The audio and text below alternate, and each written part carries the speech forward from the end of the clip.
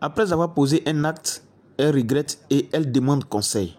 Mettez en commentaire vos différents avis car ça pourra véritablement l'aider. Merci et bon visionnage. Sur ce plateau pour quelque chose de très important, un aveu. Qu'est-ce qui s'est passé dans votre vie, Pauline?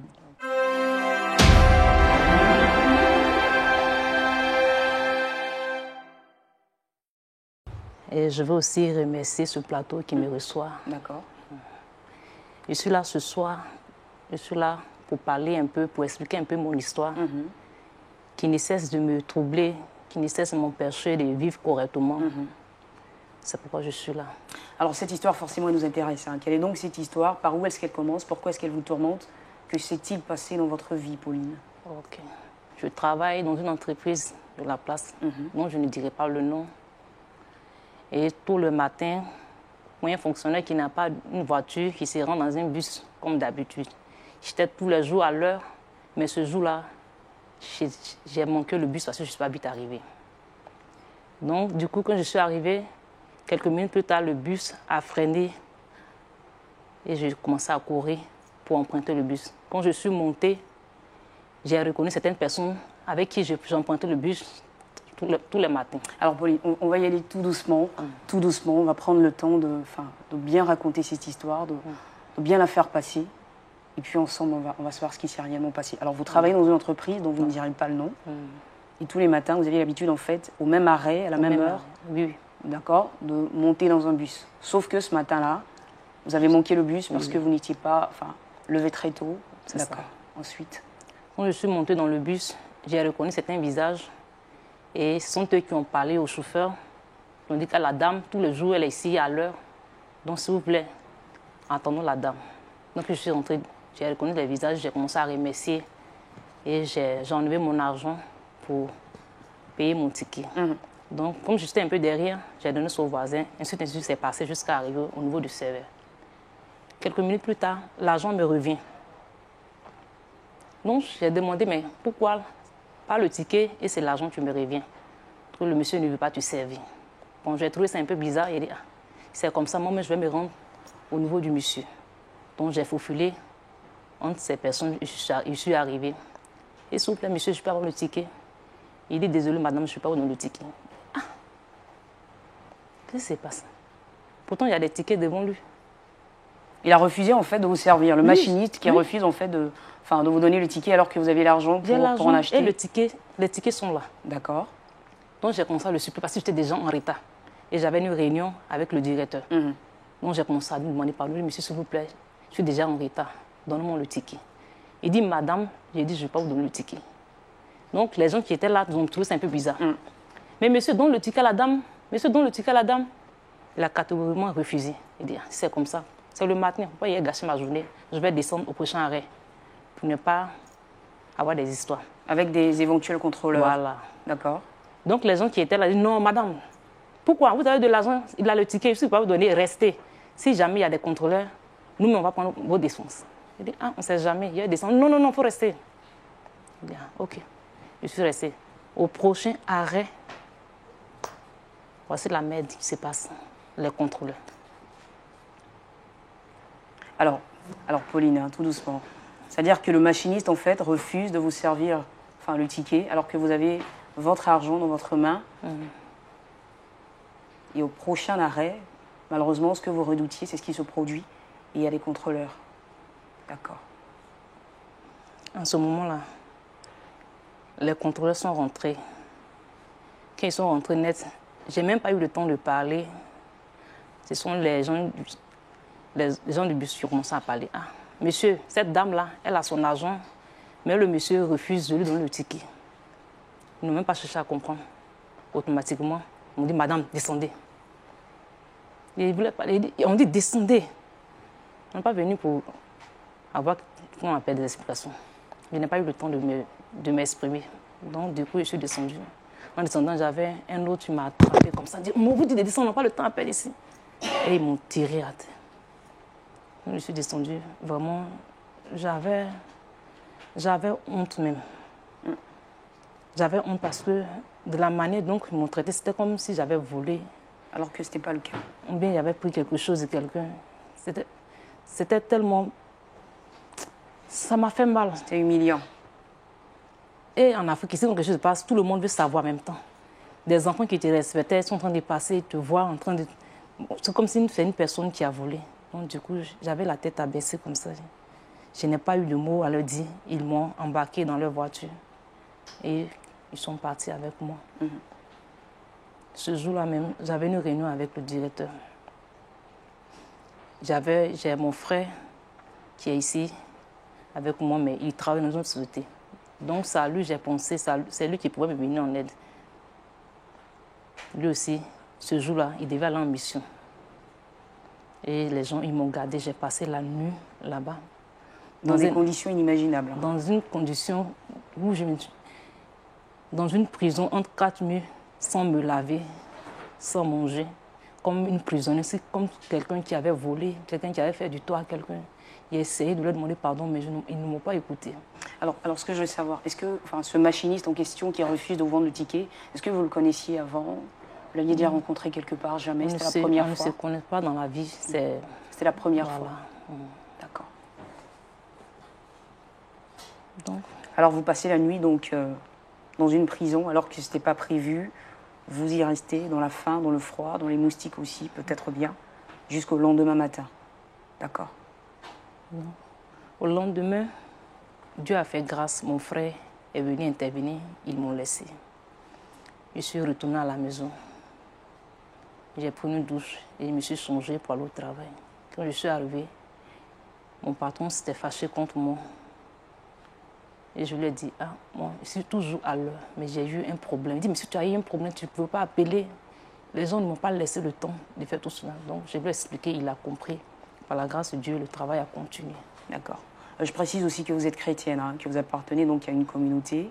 Vous êtes dans le groupe musical de cette église. D'accord. Voilà, c'est ça. Donc, j'avais cette chose-là, cette colère-là en moi.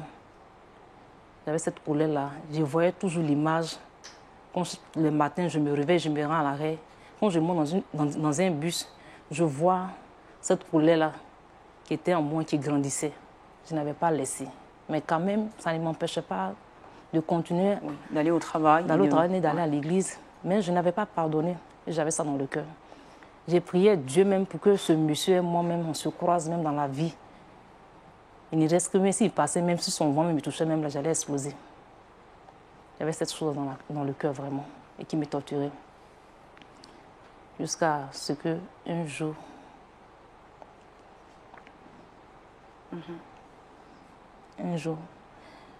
où on a reçu des dossiers qu'on devait analyser.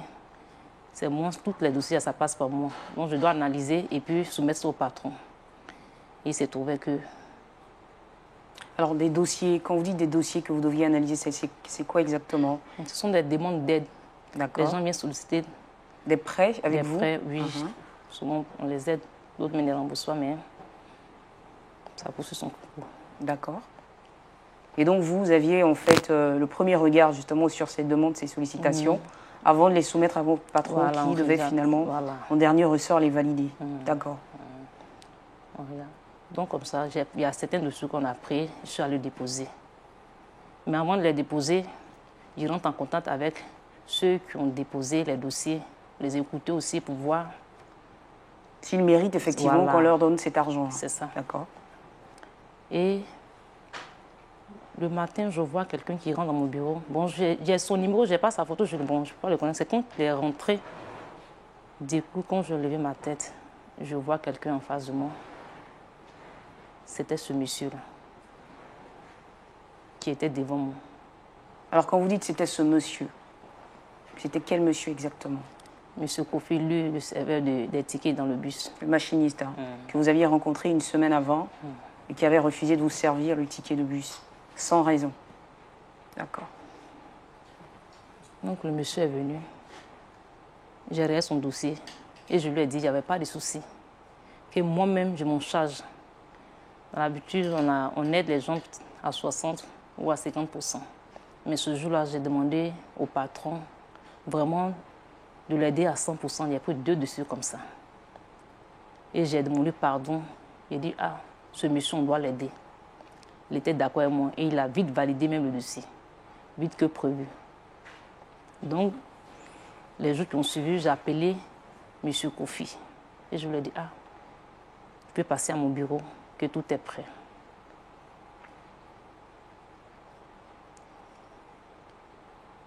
Le monsieur, effectivement, il est venu. Quand il m'a vu, il restait un peu, il allait sauter sur mon cou. Il était tellement content. Il dit, madame, vous m'avez appelé. Il dit, oui, que ton dossier est bon. Le patron a validé. Il dit, vous êtes un Dieu pour moi. Vous m'avez sauvé la vie. À cette heure précise où je vous parle, il y a mon enfant qui est malade, qui est couché à l'hôpital, qui est entre la vie et la mort. Je ne sais même plus où mettre la tête. Vraiment, je suis dans l'angoisse. Vous venez de me sauver, madame. Que Dieu vous bénisse. Que Dieu vous bénisse. Vous êtes un Dieu pour moi. Vous venez de me sauver. Et en ce moment, c'était une occasion pour moi de donner la vie à un être humain. Dieu m'a donné cette occasion. J'ai regardé le monsieur.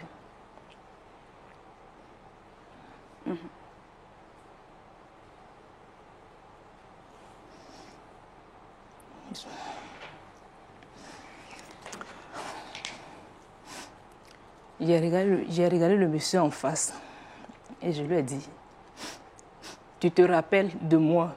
Il a dit non, je ne me rappelle pas, madame. Je ne vous ai jamais vu dans la vie. Il dit si. Peut-être que tu ne m'as jamais vu, mais moi, je t'ai vu. Il dit, il ne se rappelle pas. Il dit, tel jour,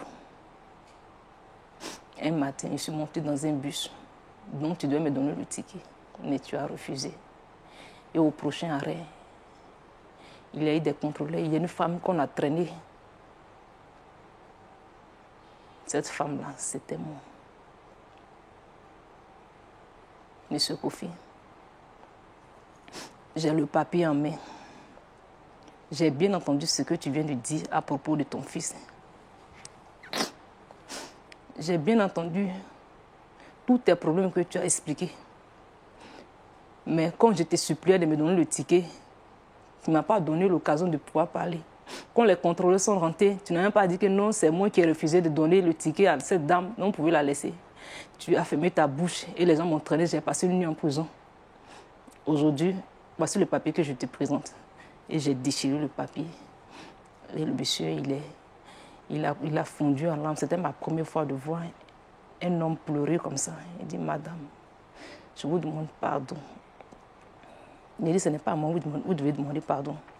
Prenez la porte et allez-y. Depuis ce jour, le monsieur est parti.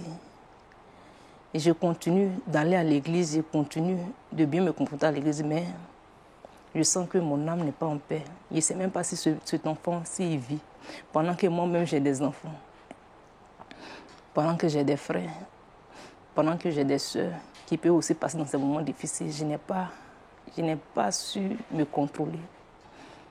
Je n'ai pas su. Donc Pauline, ça veut dire que vous aviez en face de vous un monsieur qui était dans une situation extrêmement difficile.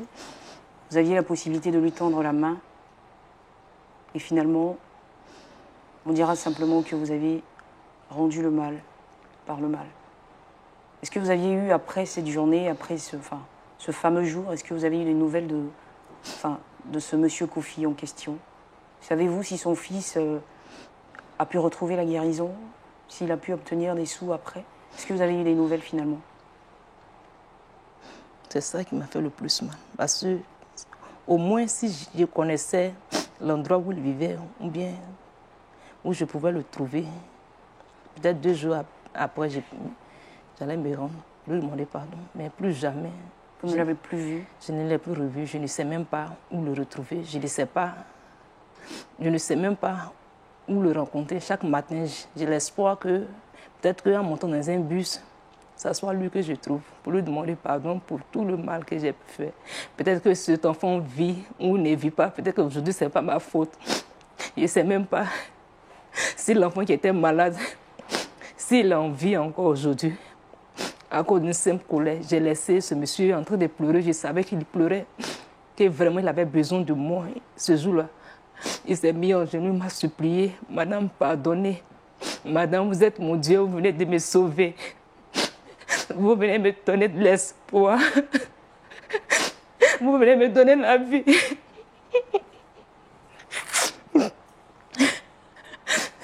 C'est comme si je voyais l'image de son enfant qui est couché à l'hôpital. Madame, je vous supplie. Ce monsieur m'a supplié comme un enfant. Il m'a pleuré toutes les larmes de son corps. Je n'ai même pas regardé.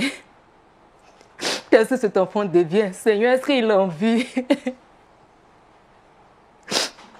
Est-ce qu'il a envie? Est-ce que ce monsieur, peut-être qu'en sortant, peut-être qu'il a fait un accident, je ne sais même pas, mais est-ce que cet enfant a envie? Est-ce que cet enfant a envie? Qu'est-ce qui s'est passé après? Je ne sais pas. Je ne sais pas où le trouver. Je ne sais pas comment faire pour entrer en contact avec lui. Mais Dieu m'a permis que je me rende compte que ce que j'ai fait est mal. Seigneur, de par ma voix, Seigneur, prends ma voix comme un vent, là où il est, Saint-Esprit. Seigneur, qu'il arrive à me pardonner. Je prie que cet enfant soit en vie. Je prie que cet enfant soit en vie. Seigneur, que cet enfant soit en vie. Qu'il ne soit pas mort. Que ce ne soit pas moi, Seigneur, c'est à cause de mon Dieu, de les malheurs. Quand tu as dû te pardonner, mais je n'ai pas regardé. Ce n'est pas à cette personne seulement que j'ai fait de mal, mais c'est à Dieu aussi. De soi d'être chrétienne et de rembourser le mal par le mal. Le monsieur a traversé des moments difficiles. Voyez un enfant qui est malade. Un enfant qui est comme un Dieu à qui j'ai ôté la vie. À qui j'ai enlevé la vie, je ne sais même pas s'il est vivant. Oh Dieu, pardonne-moi. Wow. Alors Pauline, je vais te laisser donc souffler un peu, puis retrouver tes esprits. Parce que là, ce que tu viens de dire, la confession, elle est lourde, c'est vraiment difficile. Alors pasteur Adebayo, bien avant que je vous donne la parole, l'histoire de ce soir, elle est particulière, parce qu'aujourd'hui, elle ne convoque personne ici, vu qu'elle ne sait même pas où il se trouve, elle a perdu ses traces. Elle vient en fait dans l'espoir de pouvoir le retrouver et espérer aussi que son message soit entendu, et pourquoi pas que le pardon espéré puisse parvenir jusqu'à elle. Alors Pauline, tu vas essuyer ces larmes-là. Et puis moi, de mon côté, je vais essayer aussi, moi aussi, de retrouver mes esprits. Parce que c'est pas facile pour moi. Alors le public, je viens rapidement vers vous. Quelqu'un aurait-il quelque chose à dire à Pauline devant cette situation, devant son histoire? Bonsoir, cher frère. Bonsoir, madame la présentatrice. Bonsoir à madame Pauline. Bonsoir. Alors, si je veux me pencher sur le sujet du jour, je dirais tout simplement à madame Pauline que le mal est déjà commis, mais il y a une parole qui dit que le pardon est une puissance qui libère. Et le pardon est le pouvoir des grands hommes et des grandes dames. Et si aujourd'hui, votre conscience n'est pas tranquille, je pense que vous devez aller à l'église où vous priez et fléchir les genoux devant le Seigneur. Pardonnez au fond de votre âme ce que ce monsieur vous a fait et que vous avez dormi dans les 4 murs en prison une nuit. Et comme vous venez d'adresser la prière, refaire la même chose devant le Seigneur, je pense quand même que comme le roi David l'a fait le jour où il a dansé jusqu'à déchirer ses habits, votre prière sera exaucée avec cette repentance-là et que vous aurez la paix du cœur. Merci beaucoup, cher frère. Quelqu'un d'autre souhaiterait intervenir sur le même sujet, un avis à partager? Bonjour, sœur Claudia. Moi, c'est le frère Adi. Rapidement, 2 observations. Dans un premier temps, en tant que chrétien, je pourrais dire à Pauline, excusez-moi, c'est que dans un premier temps, elle a manqué de vigilance. En tant que chrétien, il ne faut rien négliger. L'attitude du machiniste était bizarre à son endroit. Elle aurait dû tout simplement descendre. Elle ne l'a pas fait. Elle a continué et ce qu'elle redoutait est arrivé. Elle allait même jusqu'en prison. Dans la prison, elle aurait dû interroger le Seigneur. Seigneur, pourquoi tu as permis cela? Pas que j'ai refusé de payer le prix du ticket, pas que je n'ai pas l'argent, que j'ai voulu frauder, mais le machiniste, comme utilisé par le diable, s'est levé contre moi. Quel but veux-tu atteindre dans ma vie ou quel but veux-tu atteindre par ma vie? Le Seigneur lui aurait répondu. 3e élément, c'est qu'elle aurait dû voir comment Christ a souffert à la croix pour qu'elle soit sauvée. Pour ne pas rendre le mal par le mal en tant que chrétienne. Aujourd'hui, elle est effondrée. Parce qu'en voulant rendre le coup, elle allait au-delà de ce que le machiniste lui a fait. Exactement. Et c'est une vie qui est... On ne sait dans quelles conditions se trouve-t-elle. Elle ne sait plus. Peut-être l'enfant est décédé. Peut-être que même le machiniste lui-même, vu la situation, a dû mettre fin à sa propre vie aussi. 2 vies seraient parties comme ça. Ce qu'il faut faire, c'est d'aller, de retourner à son berger. Voir le pasteur, son pasteur. Parler avec lui sincèrement, parce qu'il a des péchés. Il faut les confesser à l'homme de Dieu pour qu'il puisse vous aider.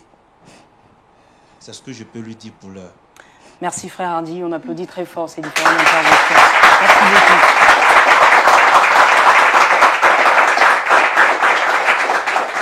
Alors, pasteur Ali Bagno, c'est à votre tour d'analyser cette triste histoire, effectivement, de la sœur Pauline, le mal qui est rendu ici par le mal, par une jeune femme chrétienne.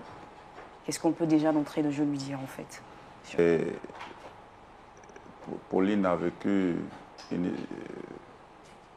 une expérience douloureuse et malheureusement, elle a aggravé sa situation. Elle a aggravé parce qu'elle a eu l'occasion de faire mieux et d'aller contre le mal, de résister au mal et d'obéir à la parole de Dieu qui dit ne faites pas le mal, faites le bien. C'était l'occasion pour elle de savoir à quel niveau elle est avec Dieu parce que là, c'était une épreuve de sa foi. Je ne connais pas sa vie, je ne sais pas ses relations avec Dieu. Est-ce que sa vie est digne devant Dieu? Est-ce qu'elle ne vit pas dans la désobéissance vis-à-vis de Dieu pour que le malheur la suive? C'est bizarre que le machiniste lui refuse le ticket pour qu'elle en arrive là. Si sa vie n'est pas pure, alors qu'elle se répande. La Bible dit au jour du malheur, réfléchis. Au jour du malheur, réfléchis. Alors donc, à elle d'examiner sa vie et de se mettre en règle avec Dieu.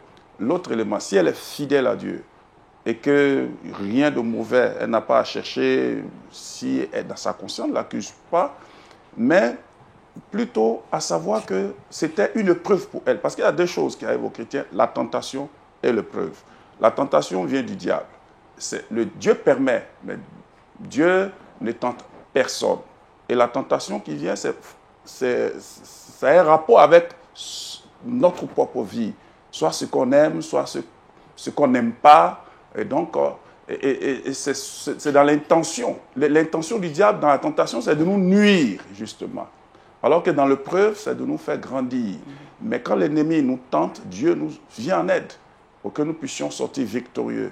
Voilà. Alors, donc, elle a eu l'occasion de prouver qu'elle est chrétienne, parce que cet homme n'est pas chrétien.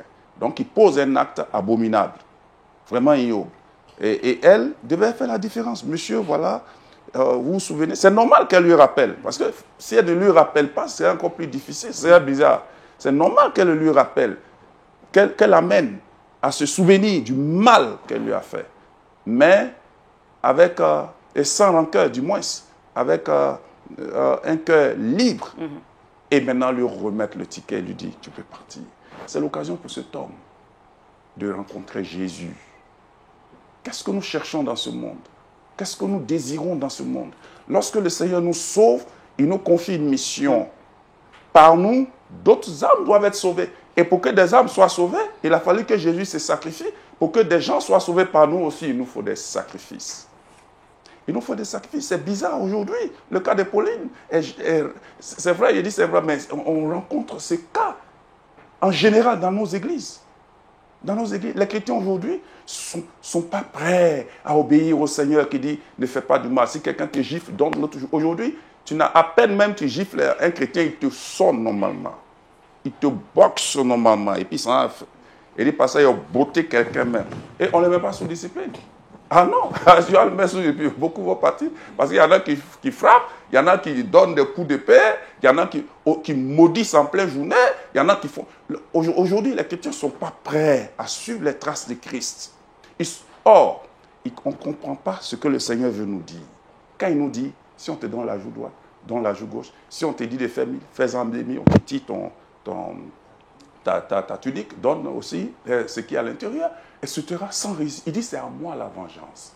Et quand le Seigneur dit, c'est à moi la vengeance, ça veut dire quoi? C'est méchant. C'est méchant. On a l'occasion de se repentir. On a l'occasion de rencontrer Jésus. Dieu a fait de Paul, qui était un ennemi, Saul de Tarse, un ennemi de l'Église, un apôtre de l'Église, et qui a écrit 13 épîtres dans la Bible. 13 épîtres qui nous sont utiles comme pour les autres. Alors Pauline avait l'occasion, c'est tellement Dieu là. Dieu a permis une preuve dans sa vie pour qu'elle croisse. D'abord, le preuve a 3 buts, 4 buts. Le premier but, c'est de purifier notre foi, de mesurer notre foi, de nous dire, je marche avec Jésus, mais à quel niveau je suis avec Jésus? Est-ce que s'il y a une situation difficile, moi, je ne peux pas régner Jésus? Parce qu'il y a des gens qui règnent Jésus après 5 ans, 10 ans, 50 ans de marche avec Dieu, qui sont prêts à régner Dieu et qui sont païens aujourd'hui. Des gens qui étaient zélés dans les églises qui sont devenus païens. Donc, le preuve est utile pour nous dire à quel niveau on est. Ah, donc moi, je peux supporter ça. Ah, mais j'ai été en prison, j'ai été humilié, et donc je peux supporter, je peux résister. Ah, Seigneur, je te rends grâce de ce que tu me soutiens. Ce n'était pas le cas. Deuxièmement, pour purifier notre foi. Ça nous permet d'éliminer des petits trucs, des petites inquiétudes, des impuretés de notre foi, pour que notre foi soit solide. Troisièmement, pour augmenter notre foi. Donc, une fois qu'on passe l'étape de l'épreuve positivement, on grandit spirituellement. Malheureusement, elle a reculé. Actuellement, elle est troublée. Vous savez, quand dans le foyer même, dans les relations, dans la communion avec les amis, les parents, on garde dans le cœur la haine, les rancœurs, on devient capable du pire, au même niveau qu'un païen, ou plus qu'un païen. C'est ce qui surprend. C'est ce qui surprend. Judas Iscariote, comment peut-il vendre son maître? C'est parce qu'il a gardé une rancune. C'est vrai, c'est moi qui commente, ce n'est pas écrit bibliquement. Parce que le jour où Jésus, quand vous lisez bien la chronologie des événements selon Matthieu, vous voyez que c'est après que Jésus est allé, il est allé à Jérusalem, il est entré triomphalement, on l'a accueilli, vive le roi, au fils de David. Et puis, il est allé dans le temple pour nettoyer le temple. Il dit, vous faites de la maison de mon père une caverne de voleurs, alors qu'il est écrit, la maison est la maison de prière. Judas n'a pas gobé ça. Parce que Judas, lui, c'est lui qui s'occupe des finances. Donc, pour lui, selon certains commentateurs, vous savez, la forteresse des Romains n'est pas loin.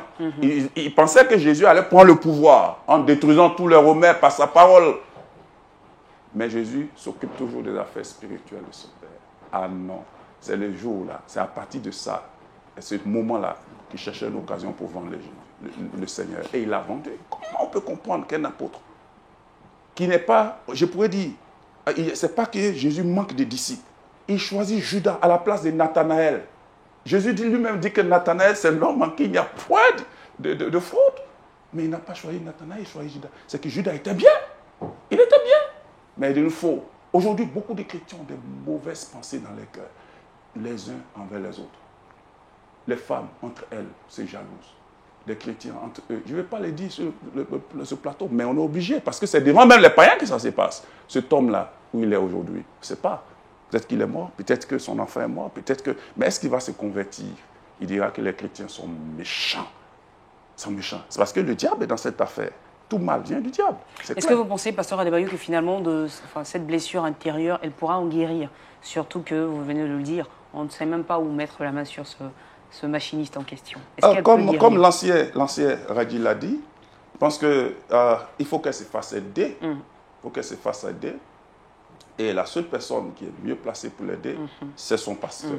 Parce qu'il faut un suivi jusqu'à ce qu'elle sorte de là. Il faut un encadrement, une exhortation. Et puis ce que je peux dire à Pauline, c'est de se repentir. Comme l'autre l'a dit, se repentir, demander franchement pardon à Dieu.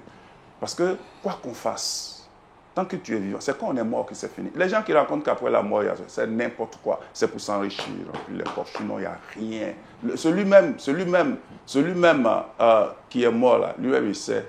Enfin, il se rend compte. Il ne peut plus le dire.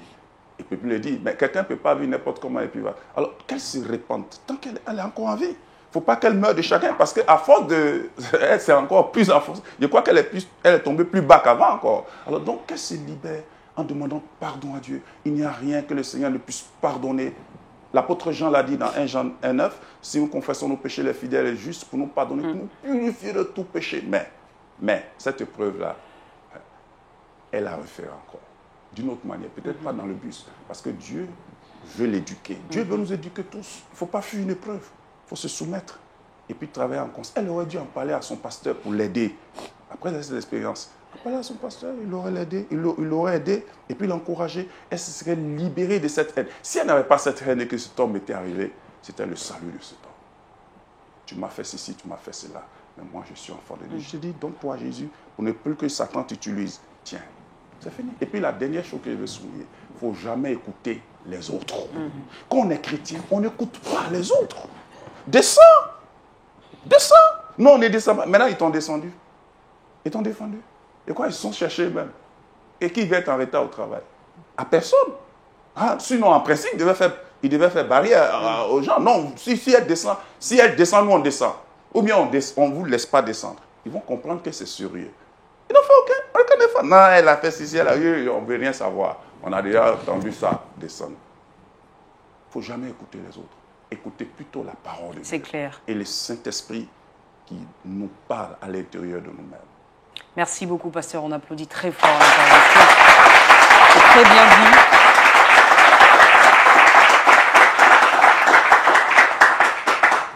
Alors, Pauline, voilà tous ces différents conseils dispensés par le serviteur de Dieu et tous tes frères et sœurs. C'est bien pour toi, parce qu'on est avec toi dans cette situation. Et c'est assez traumatisant aussi. Ce que tu vis, on le comprend aisément.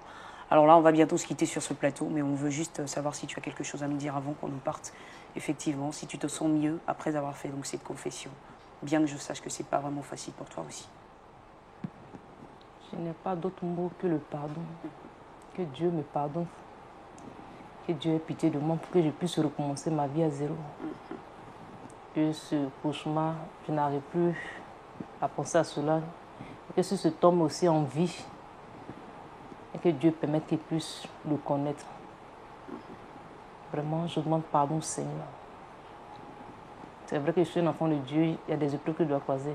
Mais prochainement, que Dieu me donne un cœur disposé pour pouvoir pardonner. À partir d'aujourd'hui, je pense que tout ce que je vais rencontrer comme épreuve, D'accord, vous allez ça va lire en servir fait. de leçon. Exactement. Vraiment, je n'ai pas autre mot à dire que pardon. Il n'y a pas grand-chose à dire, c'est le pardon seulement que je peux demander à Dieu pour ma propre vie et pour la vie aussi de ce monsieur. Merci beaucoup, Pauline. Merci pour ton témoignage qui, je l'espère en tout cas, aura touché beaucoup de personnes. D'autres personnes vont se reconnaître dedans et vont aussi certainement tenter de ranger leur vie. Pasteur Adebayo, elle a besoin de prière. On va peut-être la recommander entre les mains de Dieu avant de se séparer. Au-delà d'elle, prions pour tous ceux qui passent par ces... Exactement. Notre Dieu, notre Père, nous voulons te prier au nom de Jésus pour Pauline et pour tous ceux qui nous suivent en ce moment et qui souffrent d'une vengeance quelconque, qu'ils entretiennent. À la place de Pauline, qu'aura été votre choix?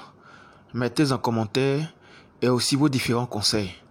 Car quelqu'un se trouve actuellement dans cette situation.